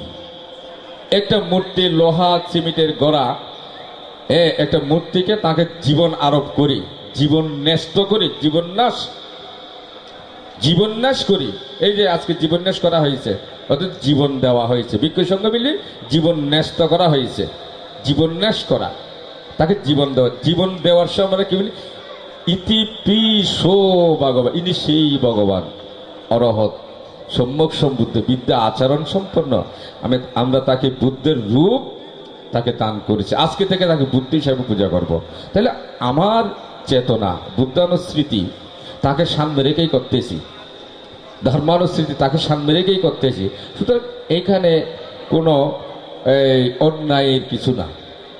যদি ওইটা বাবা না হয়, এই সেই ভগবান আপনি আমাকে রক্ষা করুন, আপনি ত্রাণকর্তা অমুক, আমি যেন পরীক্ষায় পাশ করতে পারি, আমি যেন সুন্দর একটা বউ পাই, আমি যেন সুন্দর একটা স্বামী পাই, ইত্যাদি ইত্যাদি কত কিছু বলি না আমরা বুদ্ধের সামনে গিয়ে। হ্যাঁ, এটা তো না, এটা আমার আচরণে, আমার কর্মে। হ্যাঁ, আমি ভালো কিছু পাবো আমার আচরণে, আমি ভালো কিছু আমার কর্মে, আমি ভালো কিছু পাবো আমার এই ধর্মে। হ্যাঁ, কিন্তু তাকে সাক্ষী রেখেই করি। বিয়ে করি না, আমরা সবাই বিয়ে করি বুদ্ধকে সাক্ষী রেখে, ভিক্ষু সংঘকে সাক্ষী রেখে, বুদ্ধের কাছে শপথ নিই আমরা বিবাহ বন্ধন আবদ্ধ হচ্ছি। এটাই তো ভিক্ষু সংঘের সামনে, বুদ্ধের সামনে চলে আসেন না, শপথ করতে চলে আসেন। এটা শপথ নেওয়া, বুদ্ধকে সামনে রেখে শপথ নেওয়া মানে কেউ আর বিপদে যেতে পারবে না, বুদ্ধ হচ্ছে মা। সুতরাং এটাই হচ্ছে আমাদের এই কথা, বেশি কথা আর বলছি না। এই সাংকাশ্য বুদ্ধমূর্তি এখানে প্রতিষ্ঠা, অনেক কিছু প্রতিষ্ঠা হয়েছে। সুতরাং এখানে আমাদের আর আমার চিন্তা চেতনাকে ওদিকে নেওয়ার কোনো আর অবকাশ নেই। নিজের চিন্তা চেতনা বুদ্ধানুস্মৃতি, ধর্মানুস্মৃতি, সাংঘানুস্মৃতি, এই ত্রিস্মৃতির মধ্যে রাখার জন্যই এত কিছু। আমার চোখের চারপাশে যেন শুধু বুদ্ধকে দেখি, আমার চোখের চারপাশে আমি চোখ খুললেই যেন আমি ধর্ম দর্শন দেখি, বুদ্ধকে দেখি, এই জন্যেই এত কিছু। আমার চিত্ত যাতে এই অন্যদিকে না যায়, এই জন্যেই এত কিছু। তো যাই হোক, এই চাঁদগাঁও সার্বজনীন বিহারে যে একটা তীর্থভূমিতে পরিণত হয়েছে বিভিন্ন কিছুর মাধ্যমে, এই বুদ্ধিবৃক্ষ, অষ্টবিংশতি বুদ্ধ, শিবলী বুদ্ধ, এই যে মা বিজয়ী প্রভৃতি বুদ্ধ, সাংখ্যাস্য বুদ্ধ, এখন এক একটা সব জায়গায় সাজিয়ে রাখা, এটা তীর্থভূমিতে পরিণত হয়েছে। তাদের অগ্রগতি, আরও অগ্রগতি কামনা করছি, আরও অগ্রগতি হোক। পরম পূজনীয় উপাসনায়ক ভান থেকে বন্দনা, সহ উপাসনায়ক ভান্তে দয়কে আবারও বন্দনা জানিয়ে আমার কথার এখানে পরিসমাপ্তি করল। আহ্বান জানাচ্ছি আমাদের বাংলাদেশ বুদ্ধভিক্ষু মহাসভার প্রাক্তন সাধারণ সম্পাদক এবং বর্তমান সহ উপসংহারক আয়ুষ্মান জীবনানন্দ মহাচার্য।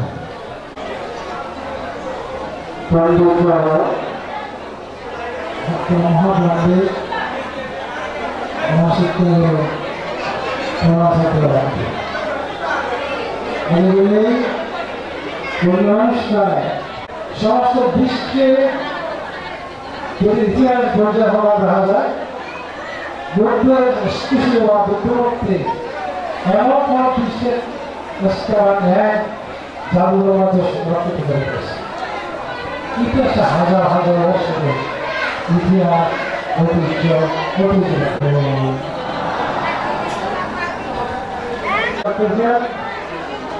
আপনারা সবাই আনন্দ এসে বসে পড়ুন। আসল কাজটি হল আপনারা কি এত ভিন্ন করেছেন, তাহলে আপনাদের খাওয়া দেয়াকে ভিন্ন দান করতে হবে না? তাহলে ভিন্ন দান করতে হয় কি হবে? মমতাজ বিন্দুসার তার খাওয়া দেয়াকে কিভাবে ভিন্ন দান করেছেন? আমি গেলে এই ধান নেই আপনি না হতে তাই আপনারা এই আসল কাজটি করে যাবেন। তবে আমি আপনাদেরকে একটি মূল্যবান কথা বলবো। আমার বাসনের মধ্যে এটা অত্যন্ত মূল্যবান একটা যে আমার যে একটা যে উপদেশ আপনাদের সাথে। এখন আজকে মহতি অনুষ্ঠানে আমাদের যে ভিত্তি ব্যক্তিত্ব যে আজীবন যে আমাদের যে আজকে প্রধান অতিথি তিনি আপনারা দেখতে পাচ্ছেন এখন যারা আক্রমণ করেছে। আজকে এই মহত্বপূর্ণ অনুষ্ঠানে প্রধান অতিথি চতুর্থবারে বাংলাদেশ বৌদ্ধ শিক্ষু মহাসভার সভাপতি এবং ধর্মরশ্মী রতনশ্রী মহাশয় এবার প্রধান অতিথি ভাষণ প্রদান করবে। মাননীয় ভিক্ষু সংঘ এবং সমবেত সুধীমণ্ডলী সভা খানায় খানায় ঘুরে গিয়েছে। এখন সবার এই পরিবেশ নাই, ধর্ম হলাহল ভোট কৃষ্টির সংস্কৃতির সভ্যতা ইতিহাস দৈনিক এত আলোচনা মিলে এটা আলোচনা করানোর অবকাশ নাই। এর ভিতরে প্রবেশ করি আর পালে ভাই জন্মই মা পছন্দ করি তাহলে আইন এত উচ্চ স্তরে না যায়, একবার নিম্ন স্তরের কথা বই 2 মিনিট। নিম্ন স্তরের কথা হবে বুদ্ধ আমলের মধ্যে একজন কৃষক আছে, দুদিনও লাগতো না। আর কেন করতাম জমিও দূরে আজে বউ হাত দে তুই এক কাম কর জমি যে দূরে দুদিন করে না যায়, একদিনই রোজ হলো না হল জীবন লই ছুটি যেতে যেতে যেতে যেতে ফারত মুরার ফারত জমিন একপালে মুরার নিচে জমিন জমিনের মধ্যে লই যাই আল জুড়ি না যেতে এখন মুরো ঈদে পশ্চিম পাল দি আল জুজে কইলিয়া খুব কঠিন সারদন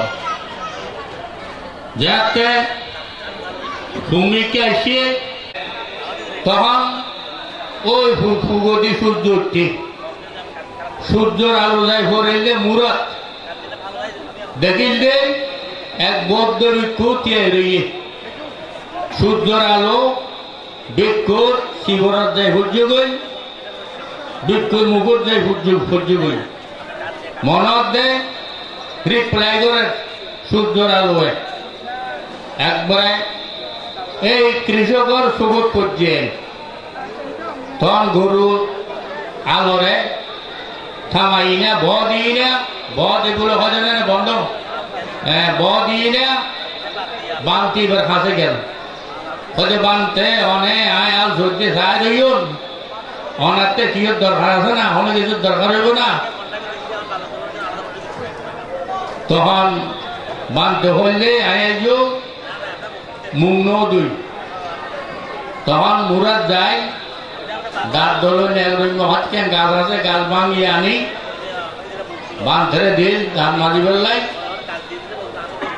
সবাইকে লই না ওই জগন্নাথ গেল জগন্নাথ যাই না এক সবাই পানি এসে মুখ দিয়ে বেলায় বানতে দাঁত ডলে মুখ ধুইয়ে এদিকে কৃষকে আইনা কাল চর তখন বানতে ফারাক প্রবেশ করছে দেয় ভিক্ষা করিবার লাই ওদিকে কৃষকের বউয়ে সরাসরি উঠি বাদ রাঁধি জামাইলে লুয়ে যেতে লুয়ে এতে প্রায় 10টা 10:30 তখন দেখিল যে কতন মাঝে এতে এতে হদ্রাইছিয়া ওই বাম তৈ ঘরে জিবারে পানি দিয়ে মুখ ধোয়াইয়ে বাঁধতেই বে বউ তো ন জানাতেই ঘরে মুখ ধোয়াইয়ে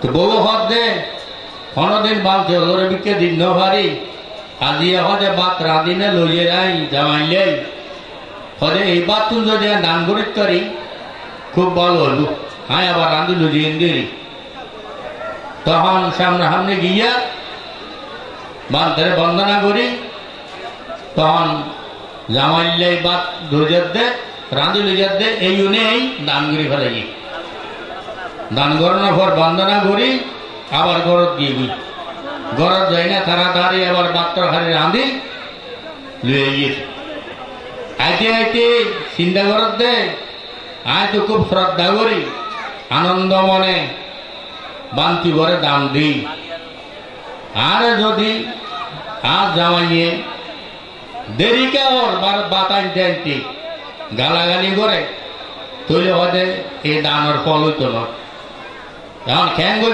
করছম এদিকে কৃষকে আল সহজে গরুরে আল বন্ধ করি গাছতলায় নে বই সাই বাতের নানো অনেক বই দেখে যেতে 12টা মনে মনে হত দে আর গাই ন দেফা আগে আয় মাথায় ফেলে দূরত্ব তাই হতে স্বামী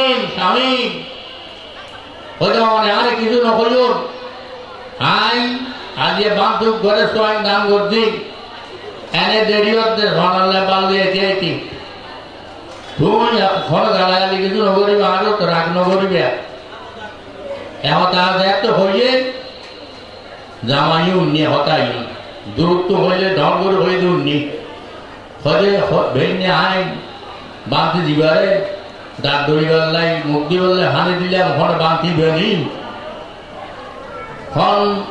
তখন জামাই চিন্তা করতে হইতে বাতলে ঘুরছিয়ে ফলে তুমি বাতাস দেন দেরি গিয়ে হতে বাতাস দেন দেরি দে বা দুঃখের মনে লক হইলাম এবার হতে বাদ তো নাই বিকে দিবেলাই হদ আজ বেরিয়ে হতে আইনের ভোর আর এত ফাঁক দিই তখন হয়তো বান্ধব করে দেখছিলাম আজ এই বন্দনা করি ডাক দোলনের গাছ আনি দিলাম পানি এনে দিলাম মুখ দিবি না হতে ইচ্ছে গিয়ে হয়তো বাঁধ দিবে নি হন হতে উঠতে পারে তখন তারা দোলন খুশি হয়ে গিয়ে তখন বাঘটা গিয়ে বাঘ খাওয়ানোর পর বউ বাজে তুমি কত বিশ্রাম করো আমি বাড়িতে যাবি বেল হইতে হইলে তারপর তুই আবার কত সই না রোয়া রুই আগে যাবি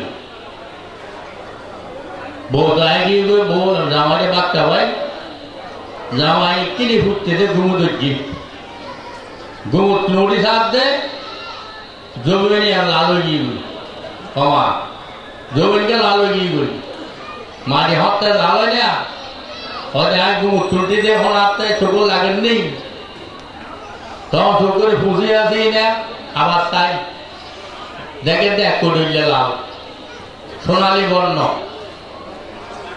তখন হতে না আর শ্বাসে যাইছে আপনি আরে গরু দুর্মতি এড়িয়ে আরে মারিয়ে ব্যাগ শোনো সোনালি বর্ণ হদিছে হতা মারি সোনা কেন জলতুই তখন চিন্তা করতে কোথায় ভেঙে বাঁধ ঘরে গান করছিলেন দে ইহত লেহানলা কোথায় বউ বাঁধ ঘরে গান করছে লেহানলা তখন কৃষকের চিন্তা করতে কিন্তু হতে সম্পত্তি আর এদিকে শোনা কেন লইলেই হদিন তো রাজ সম্পত্তি খনিজ সম্পত্তি দলিয়া ইয়ে রাজার প্রয়োগ তখন রাজারে খবর দিলবে আই জমির সৌদা মাসি দিয়ে বেগুন সোনা তুমি আইনে আই লজিও রাজারে খবর দিলবে অনাইনে লজিয়ান রাজায় দুধ পাঠাই দুধে চাই গেল সহনের পর হজয় বেগুন সোনা মহারাজ তখন রাজায় ওই গাড়ি ফাটাই ওই কোদাল দিয়ে করে মাটি খোঁড়ে এনে কুড়ি মুড়ি সোনা ব্যাগুল রাজায় লুকিয়ে তখন ওই কৃষক গরু দুব লই না গরত গেল দই আর রোয়া নই বাড়ি দেই না খেয়া দেন করে বসিয়ে তখন রাজায় খবর দিলি ওরে তোমারে রাজায় ডাকে দুধ তাই না হইল দি তখন তোর গাছ দিই রাজার মাঝে গিয়ে রাজায় কয় দেবা তোমার দৌড়ি মার দে সোনা পরি লই দে তুমি এত বছর ধরে কেন ন হরে মহারাজ আজ দৈন্য হরে মারিয়াছি হরে বান্ধব করে দাম দিলাম সেবা করলাম আর বউও হতে দাম দিয়ে বা দাম দিয়ে সোয়ান দিয়ে হরে ইয়ার পরে যে ইয়ে শোনো হতে এন্না হদয় হতে আজিও যে তোমার আই শ্রেষ্ঠী উপাধি দিলাম শ্রেষ্ঠী উপাধি শ্রেষ্ঠী বুঝন না আর দেশের ধনী অজে ধনী তোমার বড়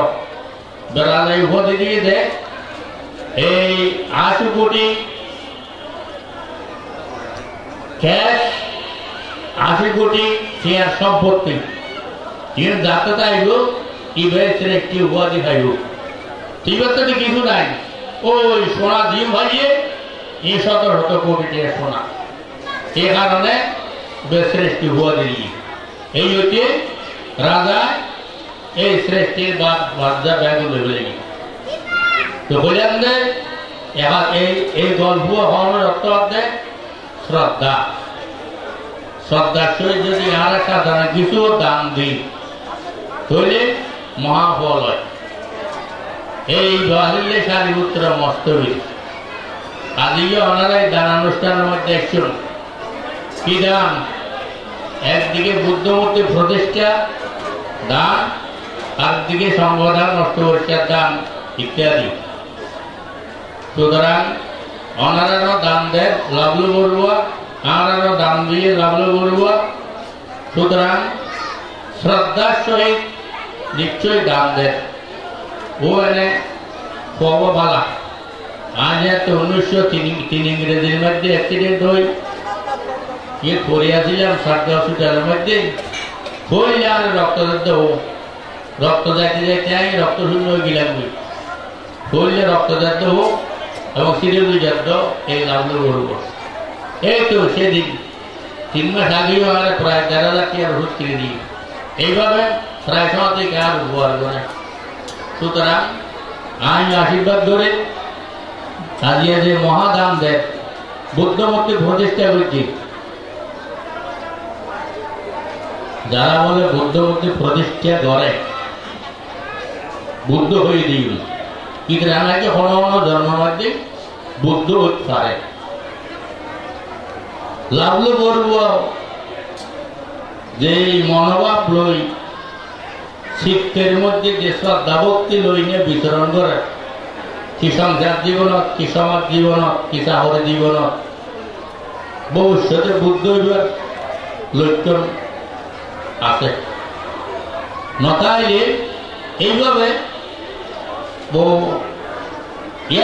কত বড় বড় সজ্জল কত লক্ষ লক্ষ কোটি কোটি টাকা আমার কিন্তু এই ধরনের দান চিন্তা করে চিন্তাধারা উড়ে যাই বুদ্ধমূর্তি প্রতিষ্ঠা করি এইভাবে বুদ্ধমূর্তি নির্মাণ করাই এইভাবে দান দেওয়ান সুদা হতা নয় নির্মাণ করে দেয় এবার কারিগর দেয় আর রহর কেলিয়া অলক বড়ুয়া কিছুক্ষণ আগে ওর ফুল দিয়ে দক্ষিণ ডালে বাই ডাক্তার উত্তম বরপাই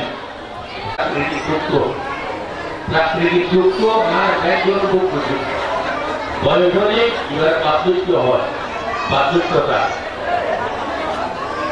এমন পার্থক্যতা যে চাই গেল জোয়ান চেয়ারে হলাই জোয়ান তার যেগুলো চললে আম পুরো হার এগুলো করে নেওয়াই পার্থক্যতা দুঃখ জীবন হবে যারা দুঃখ সুতরাং এই দুঃখটা এগোলি এই দুঃখ কথা হচ্ছে না যারা দুঃখর মধ্যে মমতা জ্ঞাপন করছি এবং আজকে এই ৭০০ ভোটের জীবননাথ অনুষ্ঠানে উপস্থিত অত্র গ্রামের সহকারীতে বৃন্দা জ্ঞাতিবর্গ আত্মীয়স্বজন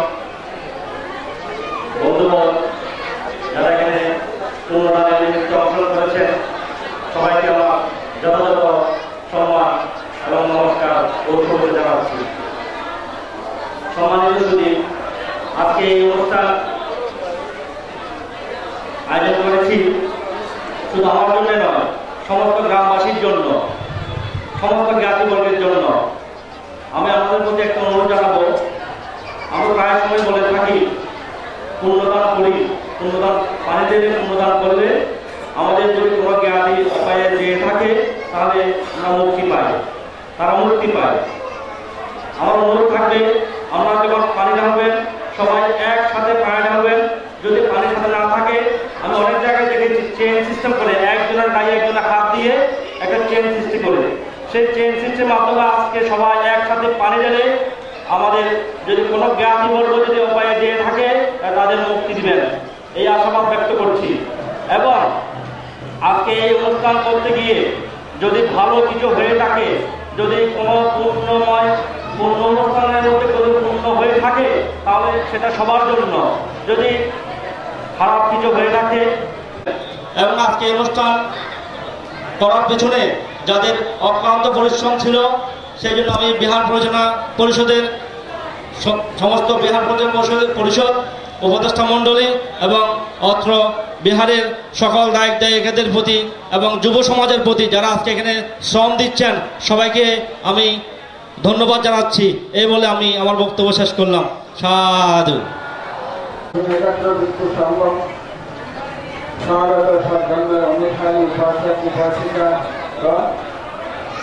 অনেক আলোচনা করা থাকলে আপনার আলোচনা করার সময় আমি সংক্ষিপ্ত বক্তব্যের মাধ্যমে আজকে এই সভা অনুষ্ঠানের পরিসমাপ্তি করতে চাই। আজকে আপনারা মহাপুণ্যের সম্পদ অর্জন করেছেন, তারা তো মহাপুণ্যের সম্পদ লাভ করেছে। আপনারা যারা সহযোগিতা করেছেন, যারা সহযোগিতা করে এই পুণ্যানুষ্ঠানকে সাফল্যমণ্ডিত করেছেন, আপনারা কিন্তু মহাপুণ্য সম্পদ লাভ করেছেন। এখন আমি আপনাদেরকে বলতে চাই যে আমি একটি গুরুত্বপূর্ণ কথা বলব। গুরুত্বপূর্ণ কথা এখানে যে আপনারা এই যে শান্তাইশ্বর নগরে যে সমাবেশ কেবল মনুষ্য ব্রহ্মা থেকে আরম্ভ করে অসংখ্য ভিক্ষু উপাসিকা সম্বর্ধনা দর্শন করে বুদ্ধের মুখে পবিত্র ধর্ম শ্রবণ করে অসংখ্য দেব মনুষ্য নির্বাণ লাভ করেছিল। এখন বুদ্ধ আছে, আপনার কি মনে করেন বুদ্ধ আছে? বুদ্ধ আছে? বুদ্ধ না আপনারা বুদ্ধ পড়ে যেতে বুদ্ধ না বুদ্ধ পরিণিধান ক্ষেত্রে বুদ্ধের যে ক্লাসও পরিণিধান গেছে, কিন্তু জাদু পরিণিধান এখনো যায়নি। জাদু যতদিন পর্যন্ত জাদু বুদ্ধের যে উদাসটি থাকবে ততদিন পর্যন্ত বৌদ্ধ থাকবে। তাই এই যে জাতিগুলো বলা হচ্ছে না, জাতি যেখানে জাতি আছে সেখানে উদাসটি আছে, সেখানে বৌদ্ধ আছে, সেখানে বৌদ্ধ আছে। এখন বহু উপাসক উপাসিকা বিক্ষুর সমান বুদ্ধকে দর্শন করার জন্য, বুদ্ধের মধ্যে ধর্ম শ্রবণ করায় নির্ভর করার জন্য তারা দান, শ্রী ভাবনা, শ্রী সমাধি প্রস্তাব, সমাজ বিশেষণ ভবন আদি বিভিন্ন ভাবে কুশলকর্মা সম্পাদন করছে। এখন 2,000 বছর 5,000 বছর বুদ্ধের যে পিরিয়ড আবিষ্কার 5,000 বছর ভগবান বুদ্ধ বলেছেন যে আমরা দেখি ত্রিভুজের অন্তর্গত এক একটি বুদ্ধের বাণীকে এক একটি বুদ্ধ বলে মনে করবে। তাহলে 84,000 দণ্ড স্পর্শ, তাহলে এগুলো এক একটি বুদ্ধ। এই যে উপাসক উপাসিকা বিক্ষুর সমরা জঙ্গলে চলে যাচ্ছে নাম ধর্ম আদি করে, ওই ভগবান বুদ্ধের ধৈর্য তারপর বুদ্ধের ধাতু নির্মাণ এই বুদ্ধের মধ্যে ভগবান বুদ্ধদেব আবার বুদ্ধকে দর্শন করবে, বুদ্ধকে দর্শন করবে, বুদ্ধের মুখে ধর্ম শ্রবণ করে অনন্ত ফল লাভ করবে। এই উপাসক উপাসিকা আপনারা স্বর্গে চলে যান, স্বর্গে গেলে ওই ভক্তদের মধ্যে ভগবান বুদ্ধের যে ধাতু নির্মাণ হবে তখন সেখানে বুদ্ধকে দেখবেন এবং বুদ্ধের মুখে ধর্ম শ্রবণ করে অনন্ত ফল লাভ করতে পারবেন। এখনো সময় আছে, আপনারা স্বর্গে যাওয়ার চেষ্টা করে বুদ্ধকে দর্শন করে প্রার্থনা করবেন। আমরা যে বুদ্ধকে দর্শন করে বুদ্ধের মুখে ধর্ম শ্রবণ করে আমরা পরিপালন লাভ করবো, এটা তো প্রার্থনা করে আপনারা কর্ম করুন। এখনো সময় আছে। তাই যে আজকে যে অনুষ্ঠান উপস্থিত রয়েছে, যে বিশেষ করে যে আমাদের লালু বড়ুয়া যে ঠাকুর আমরা আর তার যে ঠাকুর দাদা ঠাকুর মা তার কাকারা যারা যারা করেছেন তাদের ভালোবাসি শান্তি সম্পত্তি কামনা এবং সবাই তাদের যারা ধরেছে তাদের মঙ্গল সুখ শান্তি সমৃদ্ধি কামনায় আজকে মহাবীর অনুষ্ঠান আমরা সবাই যে আশীর্বাদ করে লালু বড়ুয়া তার সহযোগিতায় তারা আরো তাদের উন্নতি সুখ শান্তি সমৃদ্ধি লাভ করুক এবং তারা মাতা পিতা দীর্ঘায়ু লাভ করুক এবং আপনারা সবাইকে সহযোগিতা করেছেন, আপনারাও মহাপুণ্য সম্পদ লাভ করেছেন, আপনারাও সবাই নিরাময় দীর্ঘায়ু লাভ করে অন্তিমে জন্ম জরা ভেয়াদি মৃত্যুকে ধ্বংস করে পরম সুখ পরম শান্তি নির্ধার আবিষ্কার হন জগতের সকল প্রাণী সুখীয় সত্যি সত্তা সুবিধা ছায়া নির্ধার শক্তি ছায়া কম্পঞ্চ কম্প বিভাগঞ্চ শ্রদ্ধায়িত্ব মম আলম্বতা জ্ঞাতিনাম উদ্দেশ্যে ইমাম দানাম বিক্ষ সংঘর্ষ দেব সুদেমা সুদেমা সুদেবা এই নামে জ্ঞাতিনাম হতো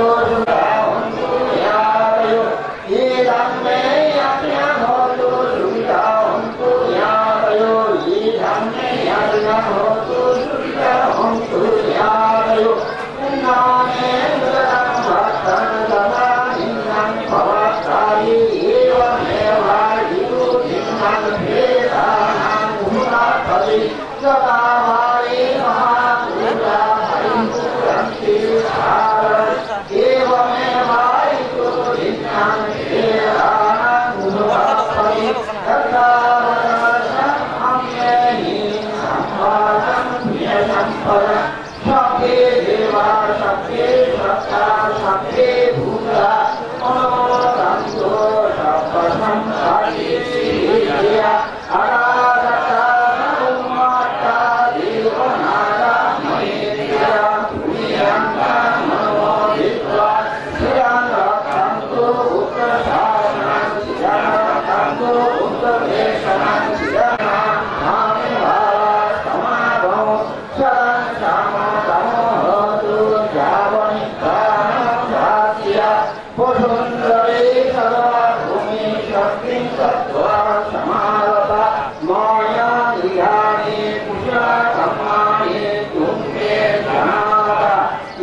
मे दानं इदं मे शीलं इदं मे पुण्यं नित्यानश्च भवतु